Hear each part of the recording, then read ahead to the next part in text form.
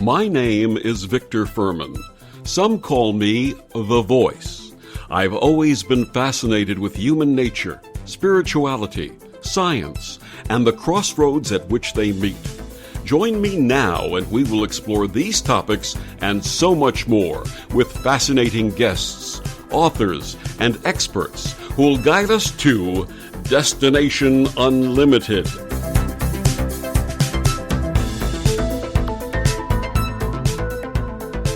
As sad as it may seem, we in the West live in a world of pain.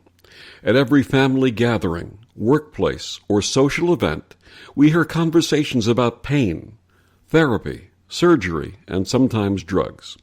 A 2016 study by the American Society of Addiction Medicine said that of the 20.5 million Americans that had a substance disorder in 2015, 2 million had a substance disorder involving prescription pain relievers.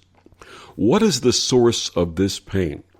Is there a way we can learn to reconnect with our bodies, listen to the message that the pain is sending, and in doing so heal our bodies and whole selves naturally? My guest this week on Destination Unlimited, Suzanne Scurlock-Durana, has spent 30 years studying the gifts of the body and teaching thousands how to reclaim them, providing the tools and guidance necessary to reconnect with our body's inner guidance system of sensation, imagery, and inner knowing. Her healing from the core curriculum, combined with craniosacral therapy and other bodywork modalities, creates a complete body-centered guide to awareness, healing, and joy. She teaches around the world and lives in Reston, Virginia, and she joins us this week to discuss her new book, Reclaiming Your Body. Please welcome Suzanne Scurlock-Durana. Good evening, Suzanne. Thank you, Victor. Thank you so much for joining us. This is a topic that is so important in our world today, and I'm thrilled at the fact that you have this book and your modalities and are going to share these with not only our listeners, but everyone around the world. So let's start with your story. What happened in your life that launched you on your healing journey? You know, I think that probably one of the earliest things that happened in terms of trauma for me that pushed me to start to work with how can I heal was that experience that I write about not only in my current book, Reclaiming Your Body, but also in my first book, Full Body Presence, about the event that happened when I was 17 and I was strangled by somebody who was a friend that I knew, that I trusted, and I almost died. So it was a really crazy circumstance. And it launched me into an understanding of how trauma ends up in the body, how it affects us psychologically, how it affects us physically. And I right then and there in that circumstance, I began to recognize that there was wisdom in the body talking to me, signaling to me all the time. I just didn't listen to it in that particular circumstance. I didn't know to listen to it. I don't blame myself for it or anything else, as no victim ever really should. However, it was there, and it began my journey, and it was a long journey. This was when I was 17, at looking at what other signals come from our bodies. What other wisdom do we have available to us all the time that most of us probably just blow right on by?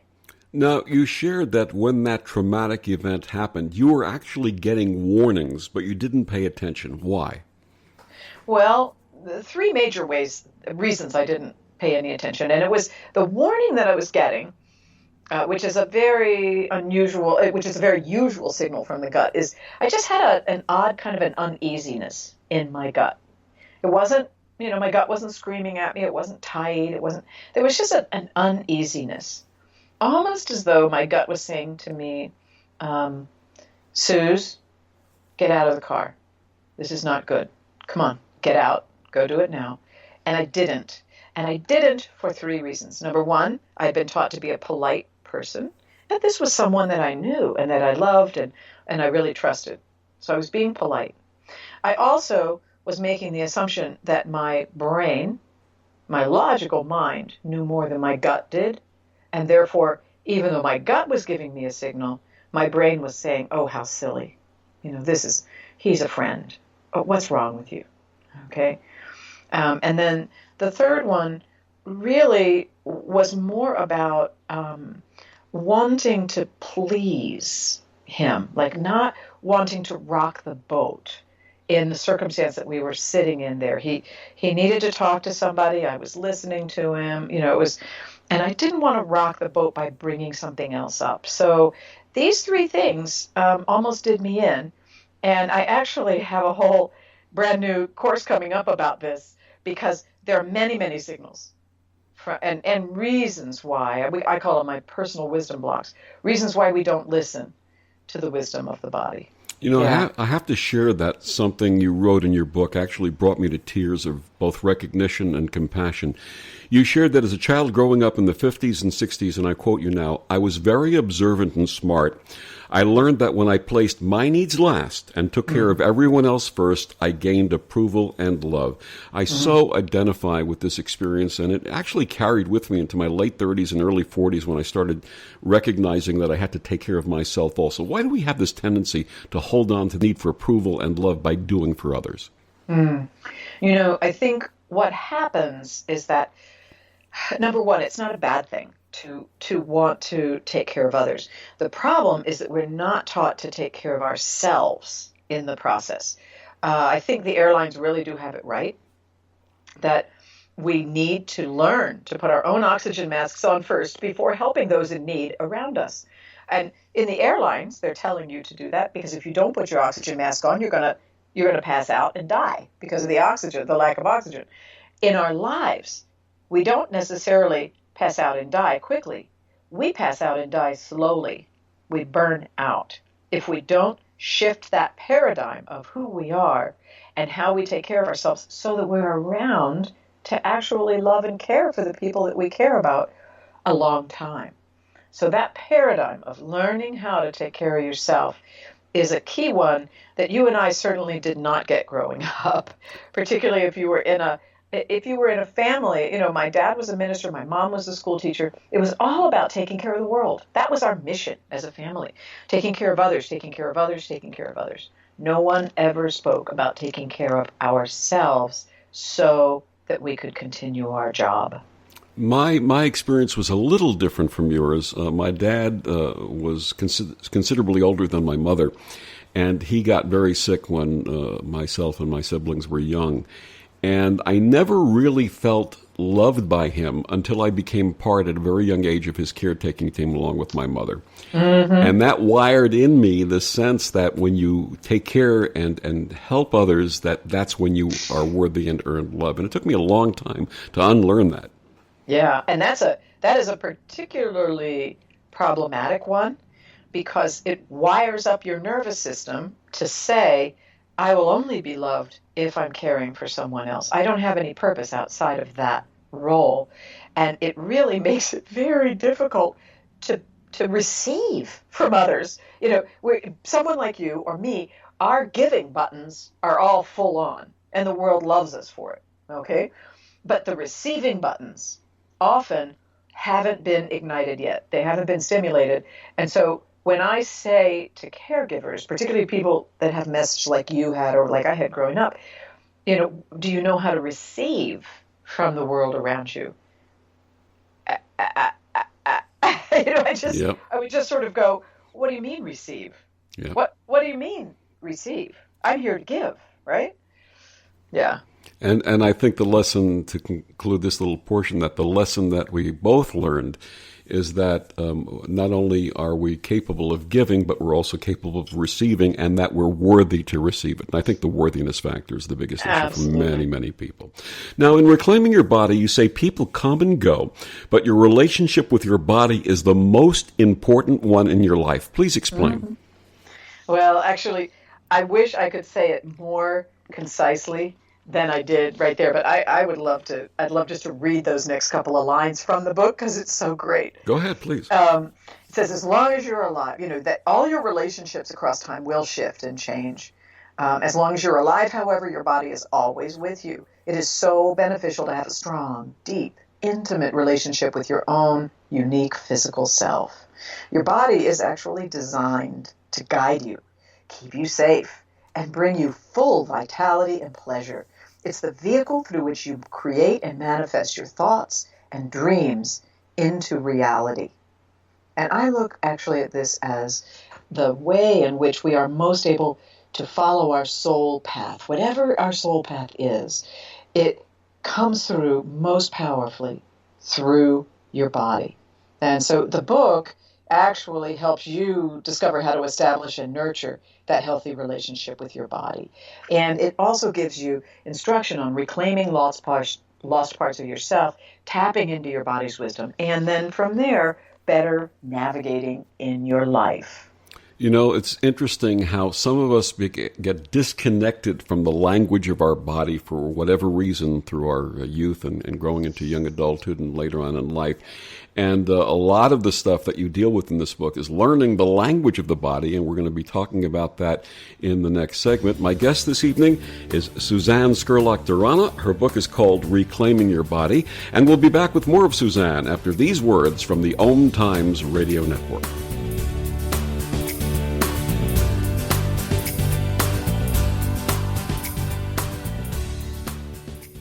OMTimes Magazine is one of the leading online content providers of positivity, wellness, and personal empowerment. A philanthropic organization, their net proceeds are funneled to support worldwide charity initiatives via Humanity Healing International. Through their commitment to creating community and providing conscious content, they aspire to uplift humanity on a global scale. OMTimes, co-creating a more conscious lifestyle. Circle of Hearts Radio is a sanctuary on the airwaves.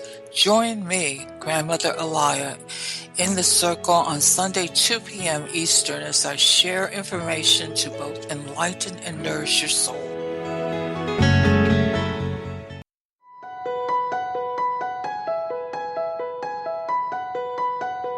Hello, I'm Miriam Knight of New Consciousness Review, inviting you to my new show where I interview the rising stars of the conscious awakening.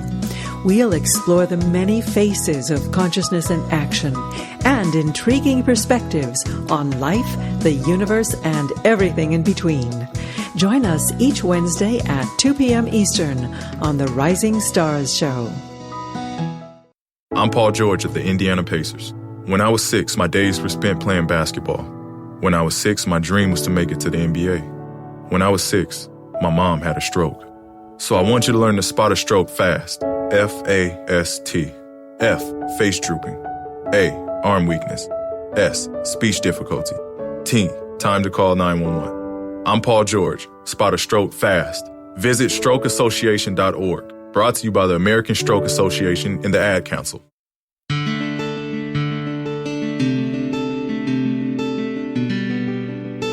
Back on Destination Unlimited, my guest this evening, Suzanne Scurlock-Durana, and she's the author of the new book, Reclaim Your Body. Suzanne, before the break, we were talking about the language of communication with the body. Now, you say that the body has its own language and that it's older and more primal than most of us realize. Please talk a little bit about how it communicates with us.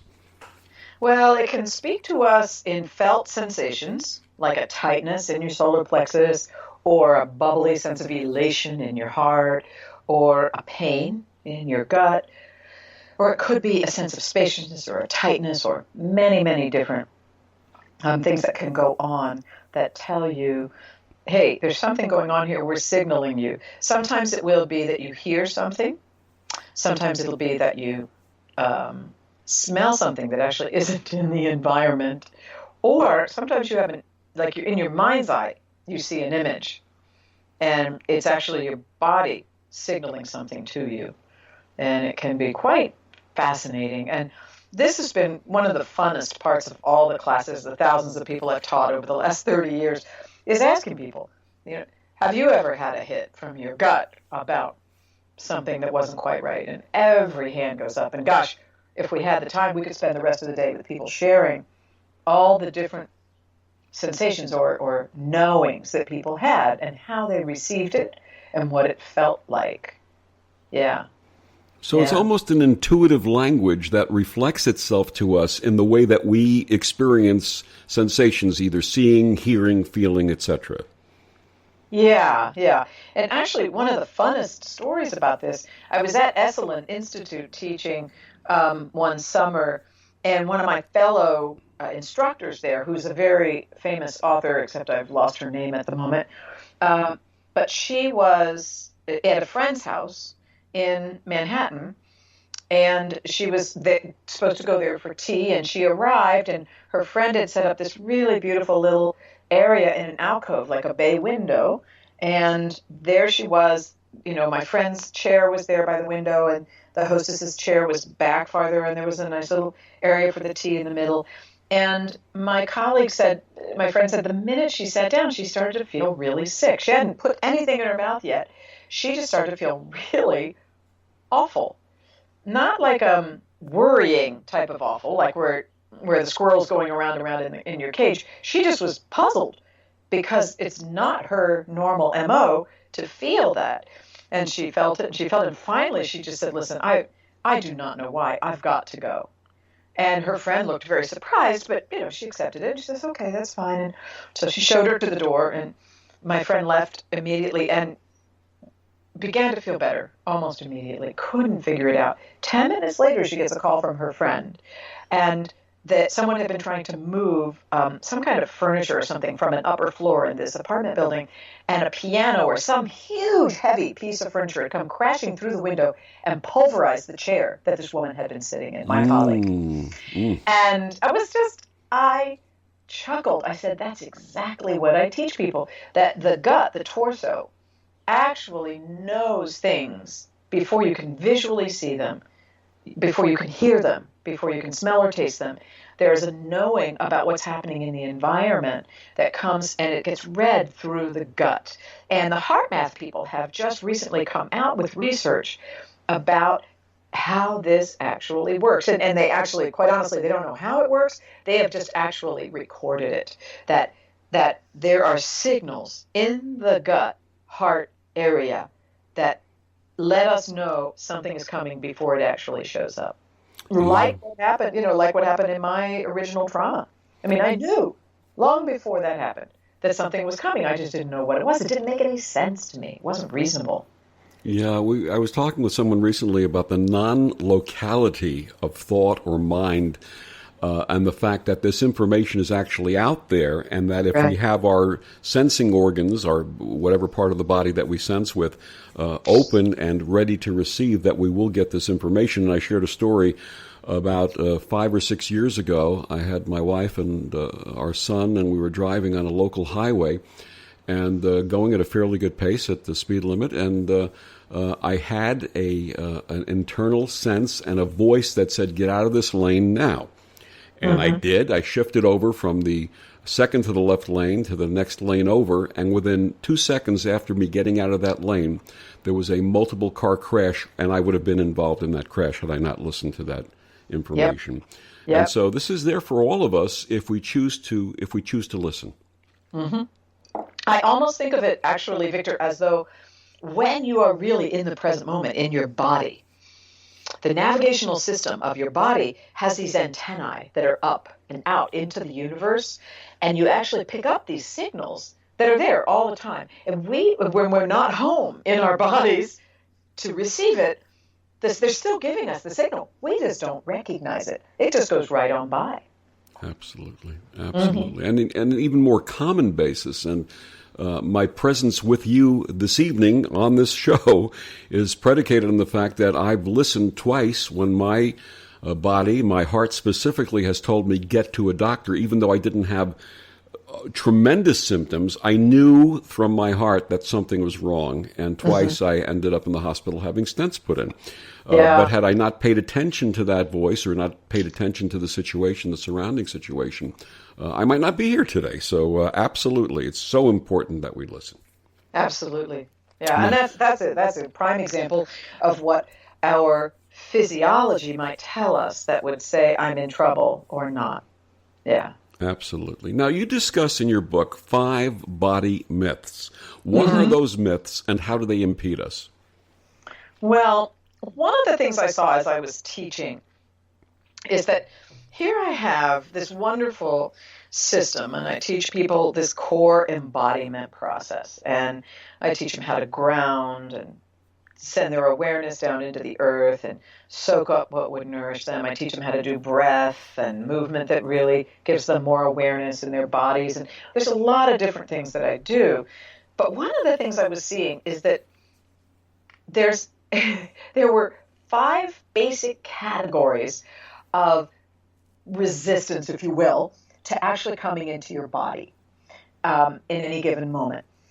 And different people believed or lived by different body myths. And some people have more than one body myth that drives their bus, so to speak. But those 5 body myths they start with the idea that if I go inside myself, if I really check into my inner landscape and see what it feels like to be me right now, the only thing that's there is pain. Pain, pain, pain, pain. It's only pain. It's going to be so painful, I can't possibly go there. And so I can't go there. So it's just pain. So that's the number one body myth. And the truth is you are feeling pain if you've had past trauma. The myth is that it's the only thing that you have inside. Most people get bounced back out if the first thing they feel is pain, and then they won't take the time to grow the rest of their container in order to be able to hold with love and tenderness that painful place and integrate it. They just get bounced out and say, nope, not going there. Nope, too painful. So that's our number one body myth that some people come right up against. And really, if I have someone like that in one of my classes, I have to often work with them individually to actually walk them through how to get the other parts of themselves on board. So the second body myth is that the body is mysterious and that there are dangerous emotions and felt senses and all kinds of stuff in the body, particularly when you get below the heart. It's like, whoa, if I go inside myself, I am going to be enveloped by rage or passion that's going to ruin my life. And so they don't want to have anything to do with it. And again, it's not that we don't have those things in our bodies, but it's just not the only thing we have in our bodies. So there's a way in which the myth is that that's all there is. The third one is that the body is seductive, that if I really drop into my pelvis and my belly, I am just going to, I'm going to be hedonistic. All I'll ever want to do hereafter is to seduce people or control people or whatever. And that idea that the pelvis, this seat of our power in a way, is seductive and to be avoided at all costs. And at the very least, it is to be judged negatively, very negatively. That's number 3, if I remember correctly. And now I'm going to have to actually open the book and see. I know number 5 is that the body is kind of like a sloth, and you have to control the heck out of it if you want to not end up being a couch potato. And I think that one is so you have to really crank down on everything that goes on in your life and push and not listen to your body. And I think that the last one is that the body is stupid and the brain is just much, much smarter than the body. And that, why would I listen to my body, for Pete's sake? I just spent 18, 20 years educating myself, getting an MD or a PhD or an MA after my name. And the body doesn't have anything to tell me, right? That is a big E, particularly for people who are really educated and have spent a lot of time with that. And it sounds like the majority of these myths come from either religious or social or familial conditioning that we get as children. Oh yes, definitely. Definitely. It can come from trauma. It may come. There's one story I have about the body really being out of control and needing to dominate it. That is, that really has to do with something that was traumatic that happened when you were young. But oftentimes, those trauma things happen at home, in your family, in your school, in your religious institution.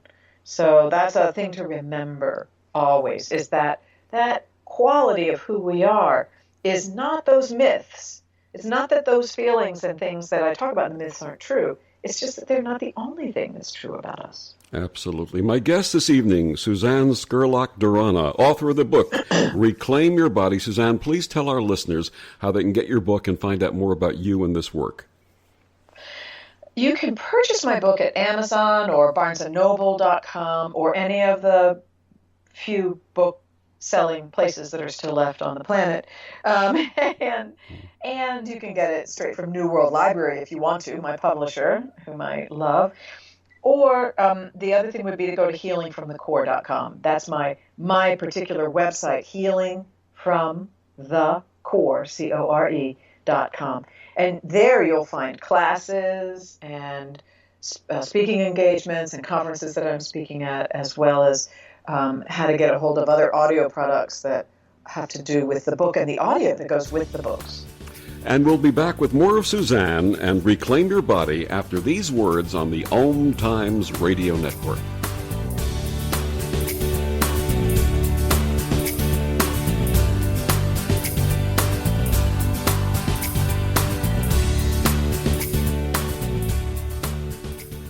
You're listening to OTR FM, part of the IOM Radio Network.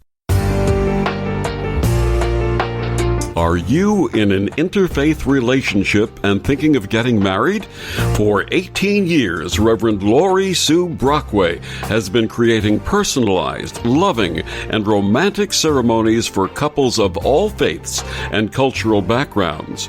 Reverend Laurie Sue's sensitivity to the needs of interfaith couples is reflected in the compassionate and inclusive way she addresses the concerns of parents and families. Reverend Laurie Sue is also the author of several best-selling books on interfaith weddings and wedding vows. Selected as one of the top interfaith officiants by New York Magazine, Reverend Laurie Sue serves couples in the New York metropolitan area and beyond. Find out more at her website, yourinterfaithwedding.com.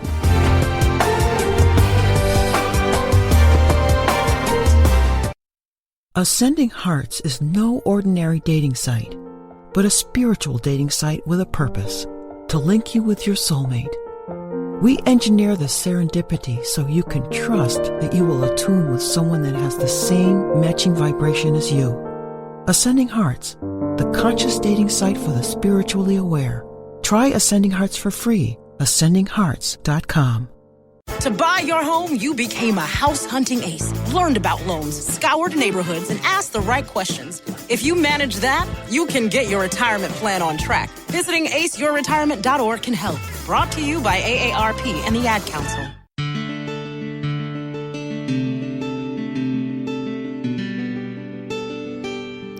And we're back on Destination Unlimited. My guest this evening is Suzanne Scurlock-Durana. She's the author of the new book, Reclaim Your Body.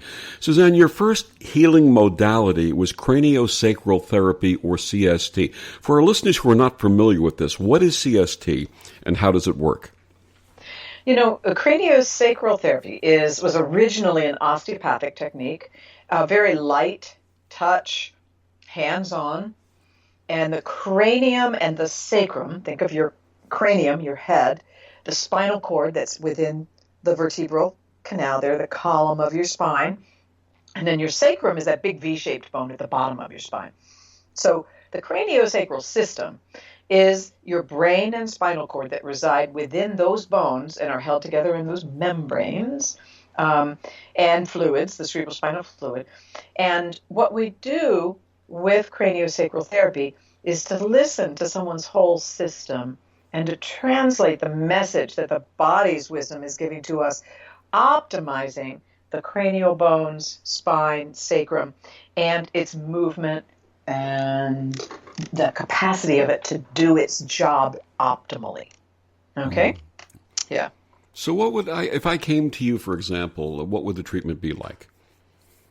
Well, first, let's talk about what you might come for. Okay? People come because they have a sense that something's off in their body, and traditional Western medicine is not doing a very good job. So, for instance, you were talking, earlier about the heart thing and getting stents. I actually did a session with my neighbor here who was having very similar felt sense in her chest. And I did a session and we listened, and her heart very clearly was saying, go to the doctor now.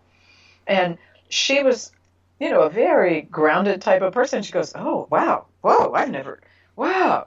And she did. She went to the doctor, and sure enough, she was almost completely, one artery was almost completely closed. So that kind of thing. So people come to me because I can translate what the body is saying for them.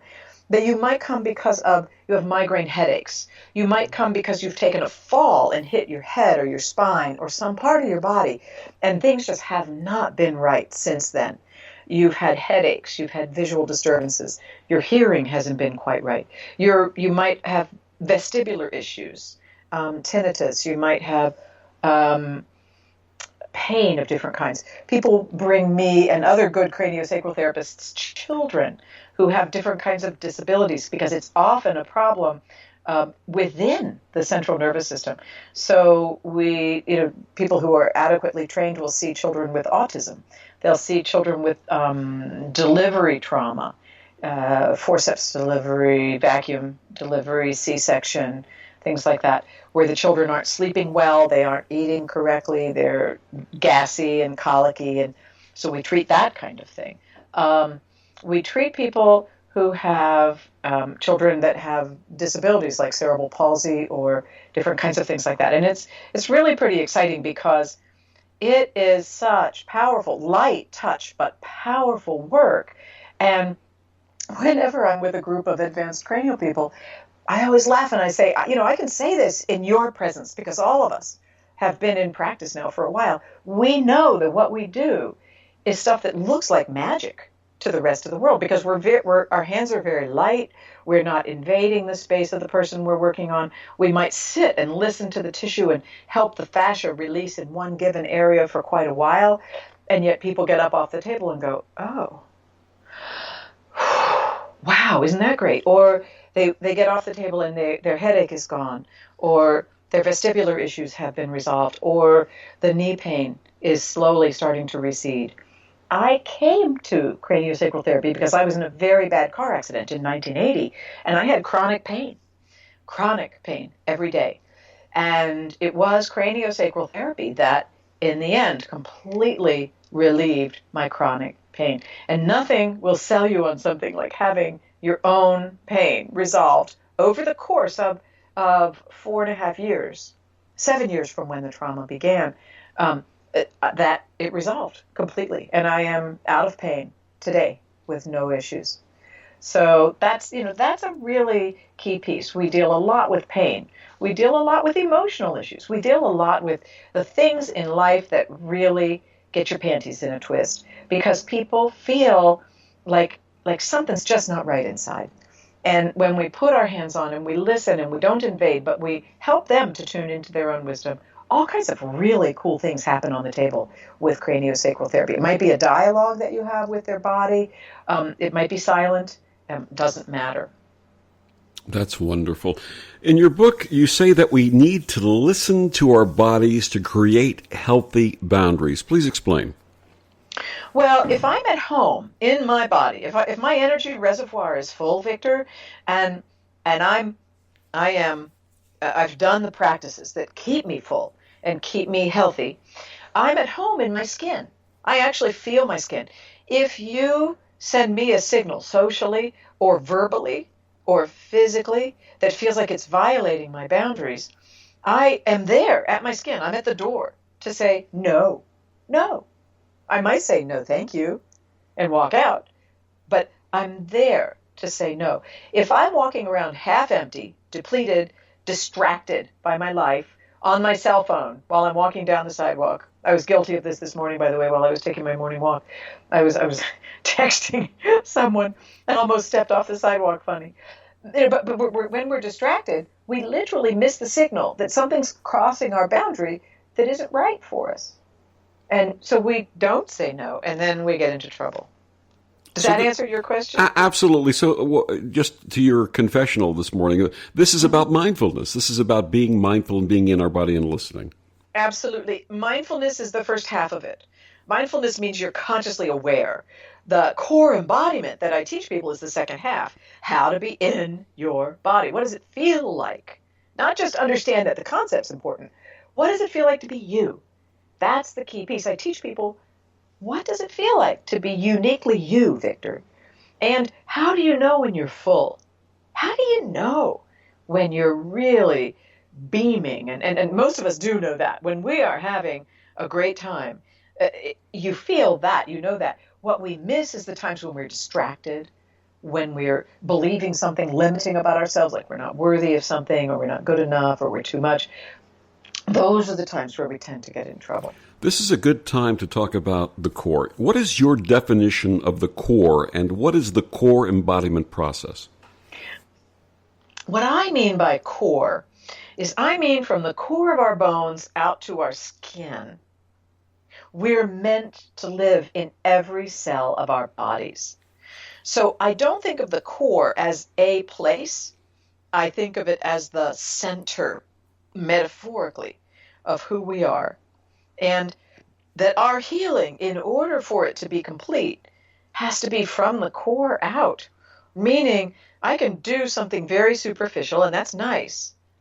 But if I really want to change my life, if I really want to transform myself, and then therefore be able to transform the world, I've got to be able to embody from the very core of who I am all the way out to my skin, meaning my bones, the steady clarity that comes to us when we are embodied, when we have that core embodiment in our bones, the power that we have access to when we have that core embodiment in our pelvis, the knowing, that gut knowing that we have when we have that core embodiment in our gut, the inspiration, that sense of really being on fire about life in a healthy way, that happens when we have that core embodiment in our hearts, from the front of our hearts all the way to the back, all the way to the deep well of the heart. And then that core embodiment that happens in our feet and legs and helps us metabolize and activate all the other things that are going on so that we make really good decisions. And finally, a core embodiment has to include the brain, that great strategizer and map maker that takes all this feedback from the body and our knowing that we have in our body and makes our plan and creates and does what we want to do so we can keep going in the world. A lot of your work is predicated on helping people deal with trauma. What happens when trauma is held in our bodies? Well, quite honestly, when trauma is held in the body, it dislocates us from the present moment because things contract, or you evacuate the premises and you're left feeling numb.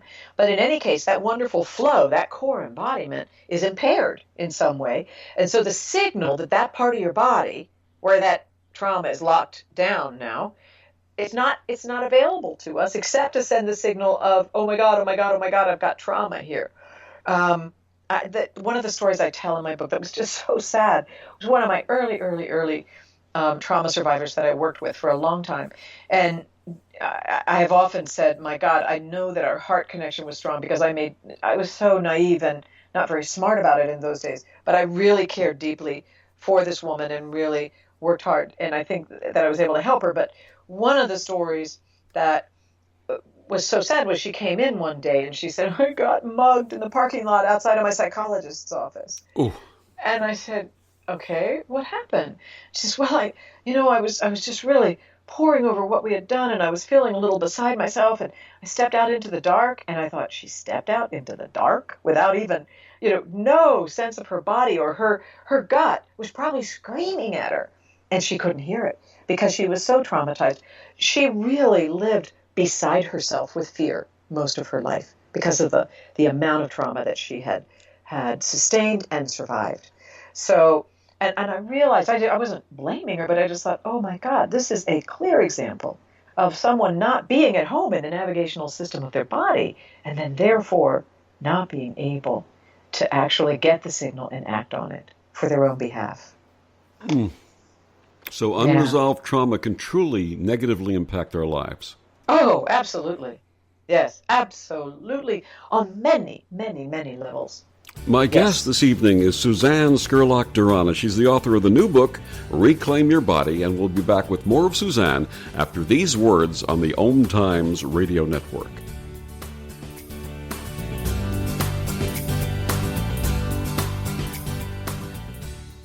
Humanity Healing International is a small nonprofit with a big dream. Since 2007, HHI has been working tirelessly to bring help to communities with little or no hope. Our projects are not broad mandates, nor are they overnight solutions, but they bring the reassurance that no one is alone and that someone cares.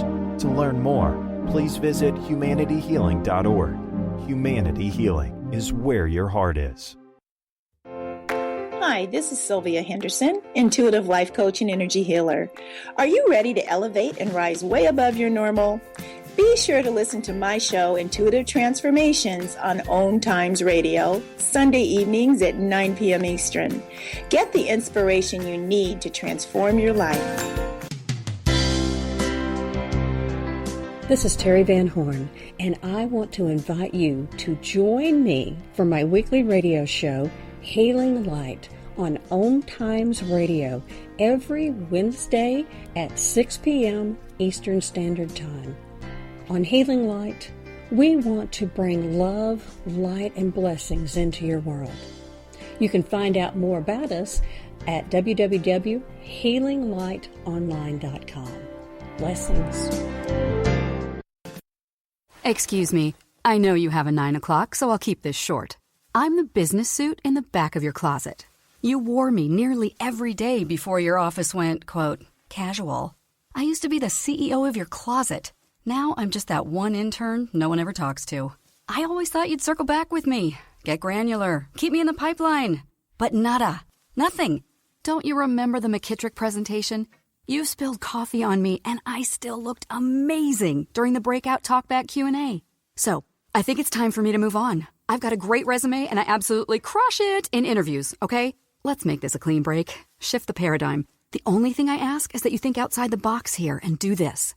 Take me to Goodwill, where I can really make a difference. Your donations to Goodwill create new jobs, training programs, and education assistance for people in your community. To find your nearest donation center, go to goodwill.org. Donate stuff. Create jobs. A message from Goodwill and the Ad Council. OMTimes Magazine is one of the leading online content providers of positivity, wellness, and personal empowerment. A philanthropic organization, their net proceeds are funneled to support worldwide charity initiatives via Humanity Healing International. Through their commitment to creating community and providing conscious content, they aspire to uplift humanity on a global scale. OMTimes, co-creating a more conscious lifestyle. For millions of kids across America, when school lunches end, hunger begins.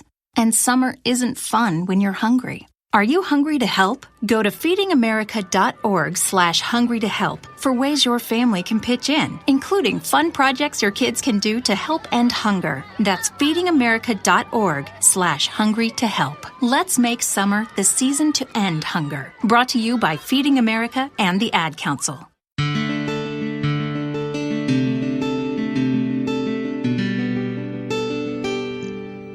And we're back on Destination Unlimited. My guest this evening, Suzanne Scurlock-Durana. She's the author of the new book, Reclaim Your Body.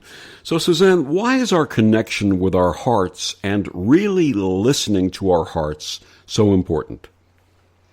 Well, the heart, when I talk about the characteristic wisdom of the heart, I think of the deep inspiration that each one of us is capable of about what we came here to do at a soul level.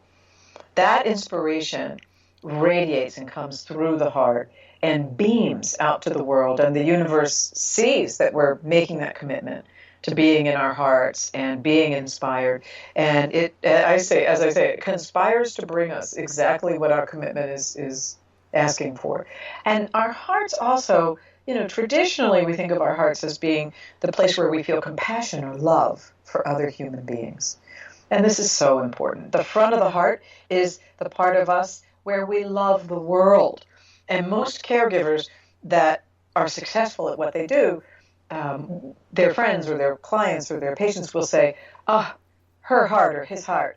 are so apparent. It's so clear. And in the case of most caregivers, though, the burnout is high because we haven't been taught, we were talking earlier, haven't been taught about how to drop into our deep heart, into the well of the heart, so that we really begin to love ourselves. The deeper heart is where that well of who we are can replenish and get primed so that we are caring for ourselves. And that's that, to have your whole heart on board, loving yourself as you're loving the world, is such a key factor for us around the heart. And the heart is one of the key centers in the body for manifesting that soul quality of who we are. So we have the heart, and then we have the gut. How do we learn to trust our gut instincts? Really, quite honestly, listen and practice. Listen and practice. Listen and practice. When I ask my classes, who in here has had an experience where you had a gut hunch about something and you didn't listen to it, every single hand goes up. And it's just uncanny how many people have access to it.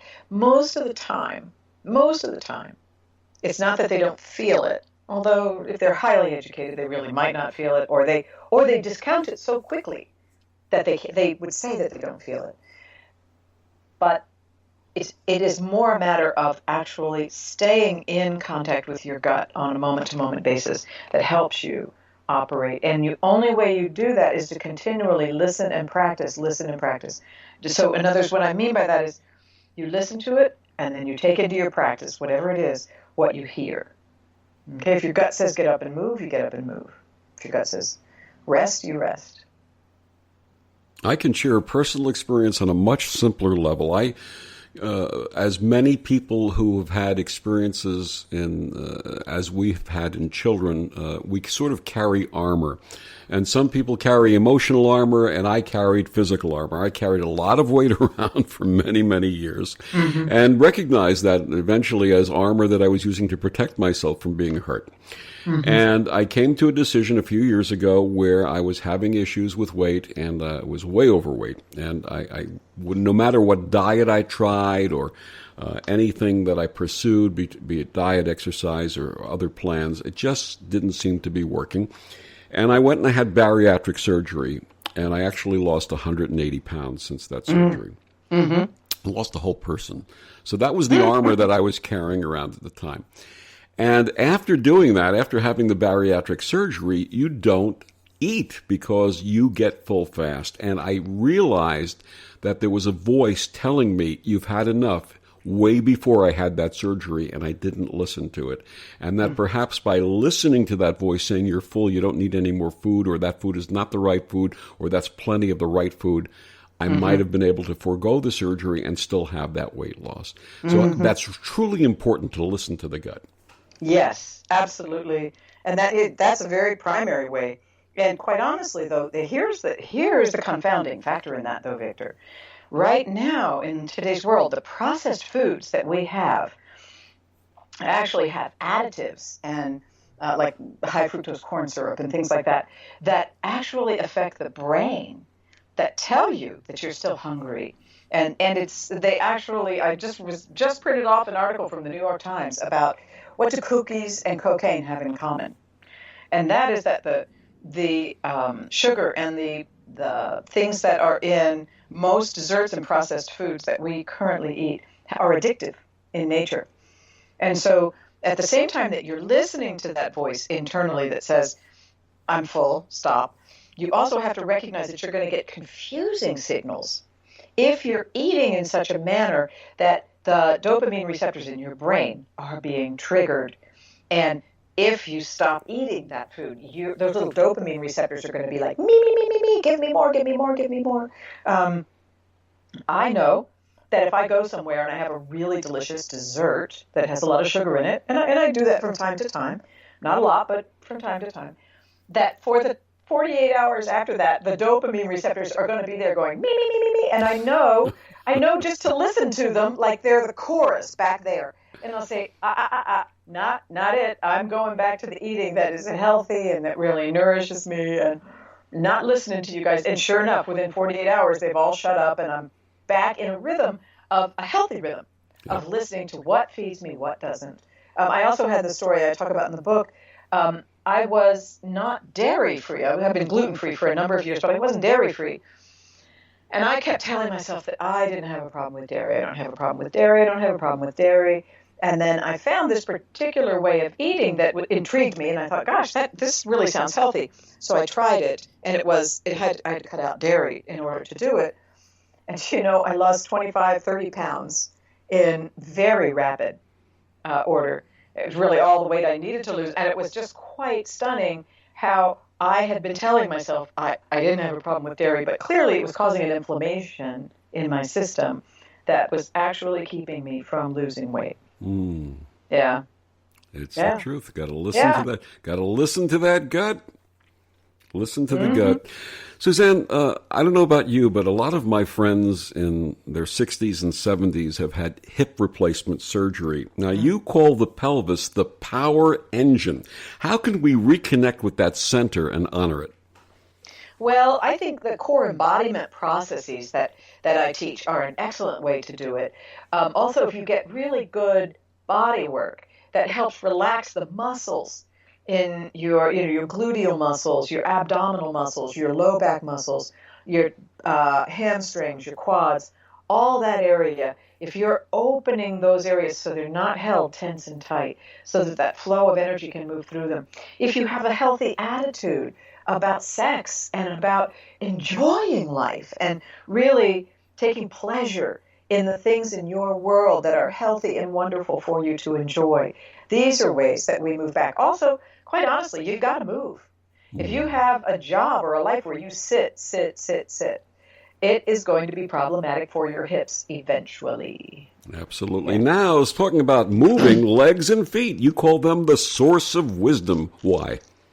Well, actually, I think of them as the stealth wisdom area because most people don't realize that they are often the instigators of a kind of a wisdom that's needed when you're confused about things or you're trying to make a decision that just you've got lots of different factors on board. So that if you can get out and take a walk when you've got a decision to make that is problematic and you've got lots of different factors, or if you can even sit down and do the meditation that I have in the book, that where you imagine yourself walking, it's quite fascinating how the answers come.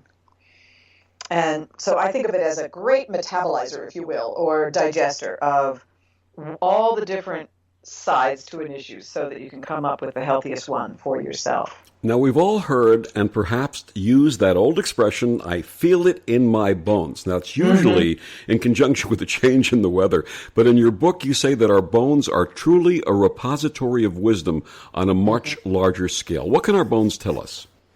Our bones have two things they really give us. Number one, they give us a great sense of steadiness.